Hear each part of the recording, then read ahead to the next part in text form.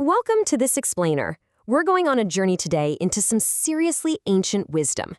Think of me as your guide, kind of like a teacher talking to a student, as we figure out a beautiful, practical way to live peacefully and powerfully in our super busy modern world.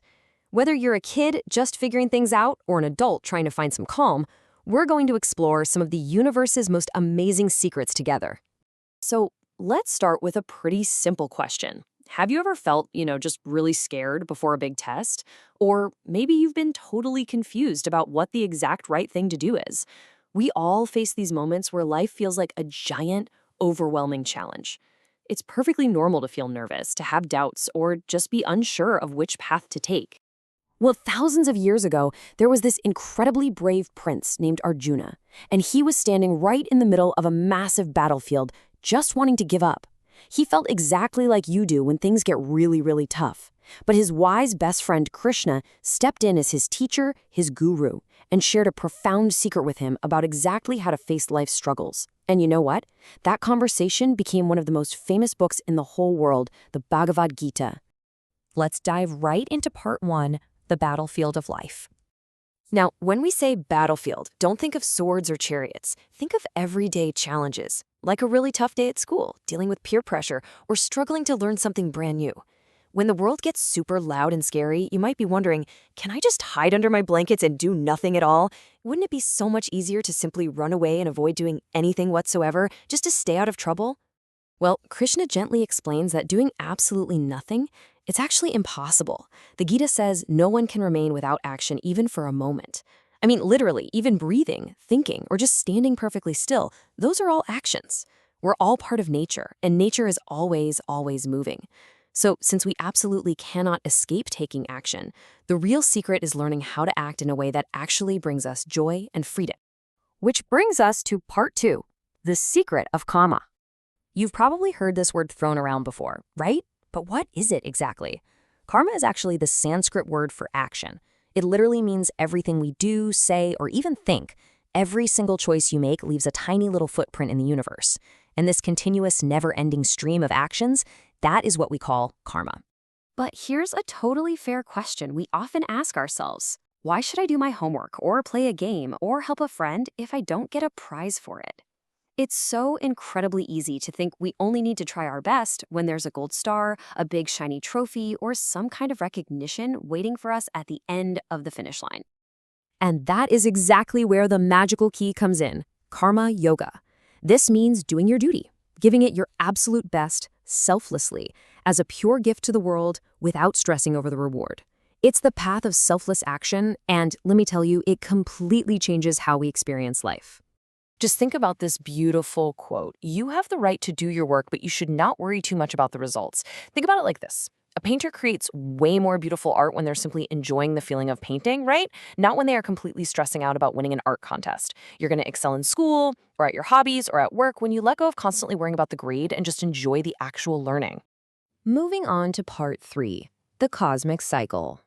Now let's zoom out, like way out, and see how our little everyday actions connect to the giant swirling universe.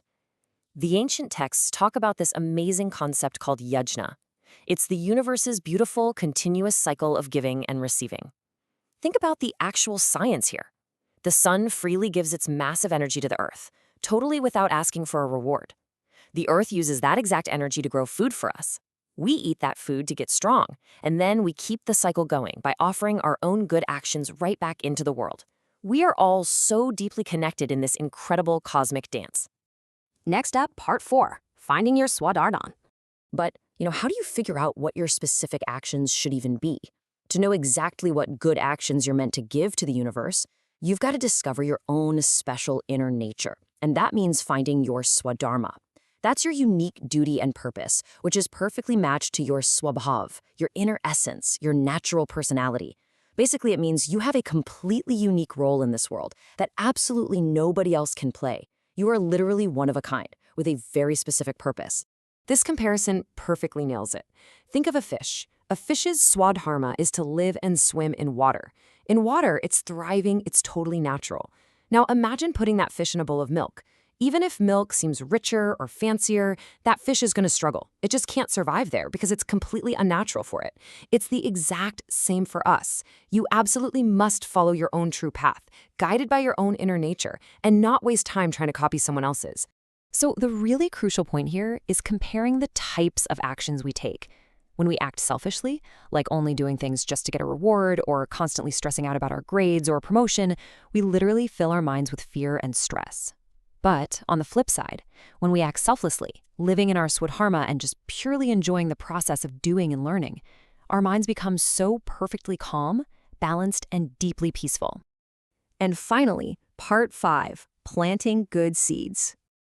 Okay, let's bring all this massive cosmic wisdom right down to our own backyards and daily lives. I really want you to think of your actions as a karma garden. In fact, you can actually do this as a real activity.